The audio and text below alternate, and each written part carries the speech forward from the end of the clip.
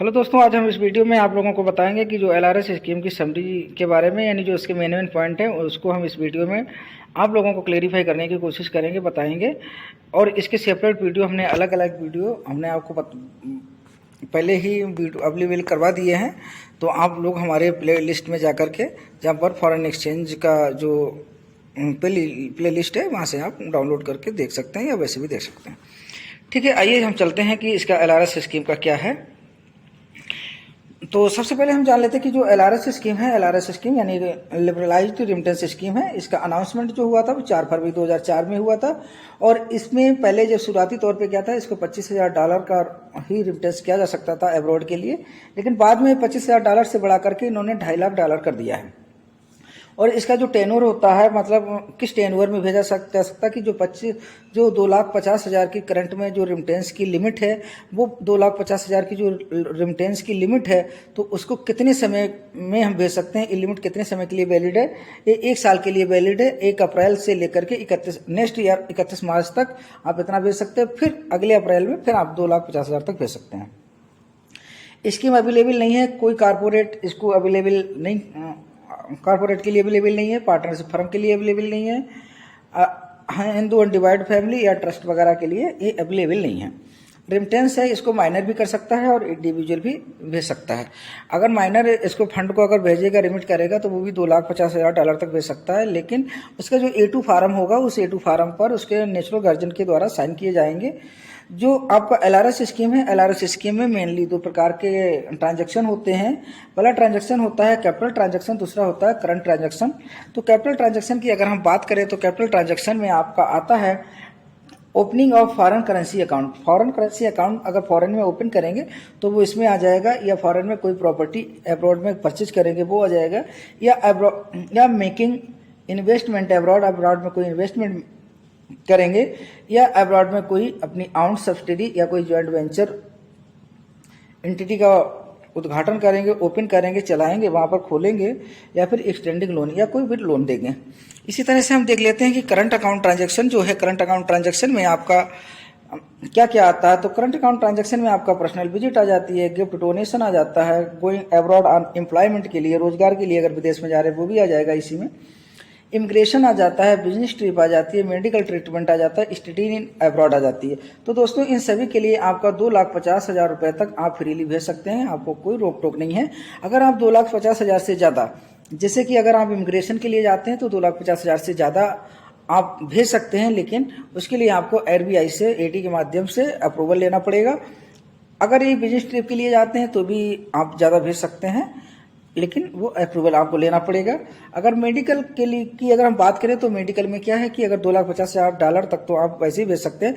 अगर उसके ऊपर भेजते हैं तो जिस जहाँ पर भी हम भेज रहे हैं, तो जिस हॉस्पिटल में आपका मतलब जो कैंडिडेट है, जो बंदा है वो वहाँ पर एडमिट है, तो उससे वहाँ से उस हॉस्पिटल से या डॉक्टर से वहाँ से आपको एक एस्टीमेट लेना पड़ेगा कि कितना खर्चा और लग रहा है। अगर जैसे मान लीजिए $3,00,000 लग रहा है तो $50,000 और भेजा जा सकता है, कोई प्रॉब्लम नहीं है।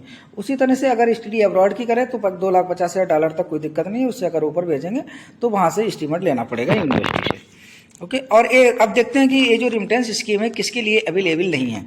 अगर रेमिटेंस स्कीम किसके लिए अवेलेबल नहीं है तो हम देख सकते हैं कि अगर कोई ऐसा ट्रांजैक्शन जो फेमा का वायलेंस कर रहा है तो उसके लिए अवेलेबल नहीं है, या ऐसा कोई व्यक्ति है कि जो रेजिडेंट है लेकिन परमानेंट इंडियन रेजिडेंट नहीं है और उसने अपनी सारी सेविंग्स, जो भी अर्निंग्स थी, सैलरी वगैरह थी, वो सारी अब्रॉड में पहले ही रिमिट कर चुका है। अब वो चाहता है कि जो उसकी अदर इनकम है उसको वो रिमिट कर दे। तो अब उसको रिमिट करने के लिए AT के माध्यम से उसको RBI से, रिजर्व बैंक ऑफ इंडिया से परमिशन लेनी पड़ेगी।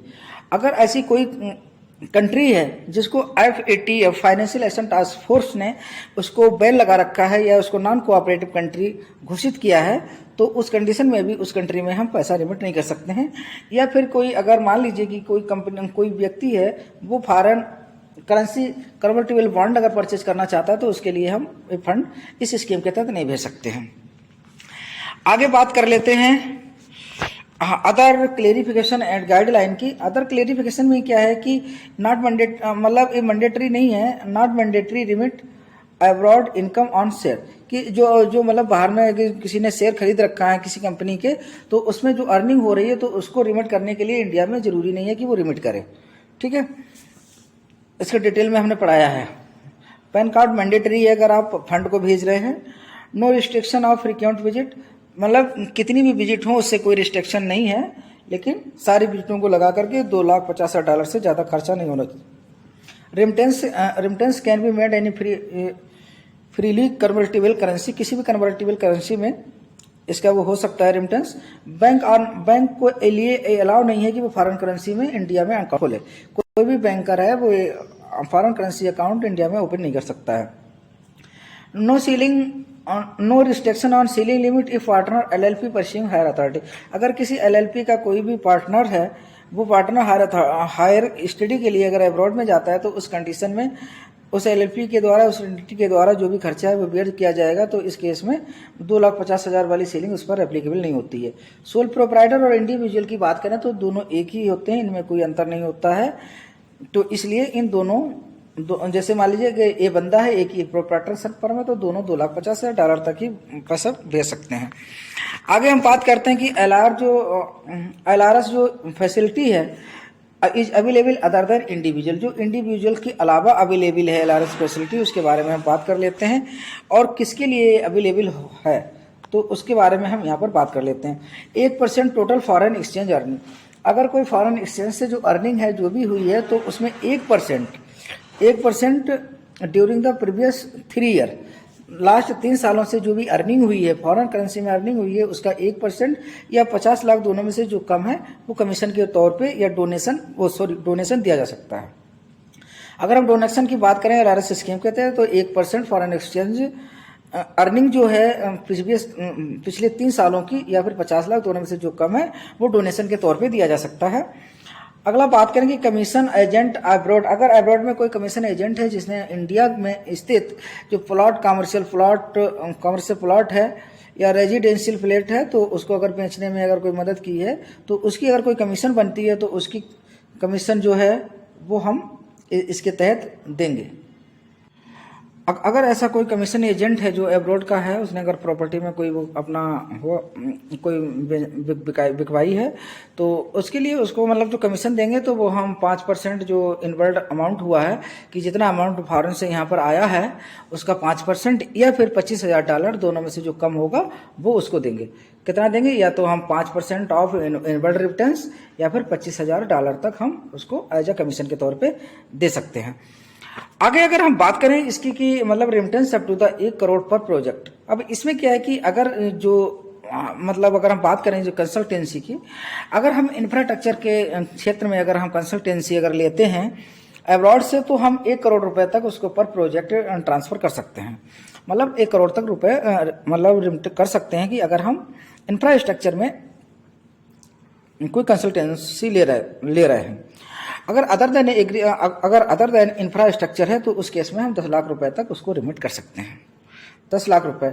अब यहाँ पर दोस्तों जैसे 1 करोड़ है या 10 लाख है तो जो भी है वो डॉलर में है। ये यहाँ पर 1 करोड़ डॉलर है और ये आपका 10 लाख डॉलर है। ओके, आइए नेक्स्ट चलते हैं। प्लीज़ दोस्तों आप लोगों से एक रिक्वेस्ट है कि अगर हमारा वीडियो आपको अच्छा लग रहा हो तो प्लीज़ लाइक कमेंट शेयर अवश्य करें। आगे अगर हम बात करते हैं कि जो लोन है टू NRI और NRO नहीं आएगा, यहाँ पर NRE आएगा। तो NRE और इसमें दोस्तों इसमें आएगा आपका PIO। तो जो मतलब NRI है और जो PIO है तो इसके लिए भी जो रेजिडेंट इंडिविजुअल है तो वो लोन दे सकता है। ठीक है, आइए उस लोन की देख लेते हैं टर्म कंडीशन क्या है। कहने का मतलब है कि कोई भी रेजिडेंट इंडिविजुअल है वो क्या कर सकता है, NRI के लिए और PIO के लिए लोन दे सकता है। NRI क्या होता है, PIO क्या होता है, ये हमने ऑलरेडी प्रीवियस वीडियो में बता चुके हैं। आइए देख लेते हैं। तो इसका है कि ये इंटरेस्ट फ्री लोन होगा, मतलब इस पर कोई लोन आप नहीं लोगे, क्लोज रिलेटिव के लिए दिया जाएगा। ठीक है, दूसरी चीज होता है कि इसका जो टेन्योर है वो 1 साल से कम का टेन्योर नहीं होना चाहिए। इस लोन का जो टेन्योर होगा वो 1 साल या 1 साल से ज्यादा ही होगा। Loan amount to given the ceiling limit of LRS, तो जो लोन अमाउंट हम देंगे वो सीलिंग लिमिट $2,50,000 से ज़्यादा नहीं होनी चाहिए। Loan will be utilized for borrowers personal requirement, और जो लोन है वो बारोवर की जिसने लोन लिया है वो अपनी पर्सनल रिक्वायरमेंट के लिए कर सकता है या फिर बिजनेस पर्पज से, जो इंडिया में अगर वो कोई बिजनेस चलाना चाहता है तो उसके लिए भी इसको यूटिलाइज किया जा सकता है। द लोन मतलब इस लोन को यूटिलाइज नहीं किया जा सकता है, इसको अकेले या एसोसिएशन तौर पे अगर हम बात करें,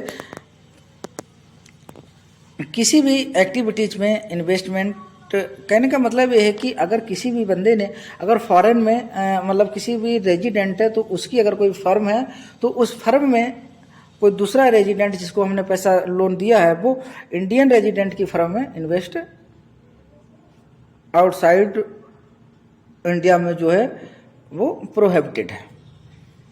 जैसे कि अगर हम बात करें चिट फंड हो गया, निधि कंपनी हो गई, एग्रीकल्चर, प्लांटेशन, रियल इस्टेट और कंस्ट्रक्शन, फार्म हाउस हो गया या टीडीआर हो गया।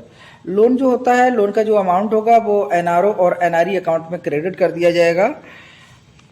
ठीक है, लोन अमाउंट जो है वो एनआरओ और एनआरई अकाउंट में क्रेडिट कर दिया जाएगा। Loan amount shall not be remitted outside India, और जो लोन अमाउंट है वो आउटसाइड इंडिया में रिमिट नहीं किया जाएगा, वो इंडिया के ही जो एनआरओ या एनआरई अकाउंट ओपन है उसमें क्रेडिट किया जाएगा। Loan amount to be remitted by, तो लोन अमाउंट जो है उस लोन अमाउंट को जब उसका रिपेमेंट होगा तो रिपेमेंट कहाँ से किया जाएगा, रिपेमेंट उसके एनआरओ अकाउंट को नॉन रेजिडेंट ऑर्डिनरी अकाउंट को डेबिट करके या फिर NRE non resident external account को या सीएनआर अकाउंट को डेबिट करके उसका पेमेंट किया जाएगा। दोस्तों, अगर हमारा वीडियो अच्छा लगा प्लीज लाइक कमेंट शेयर अवश्य करें। Thank you.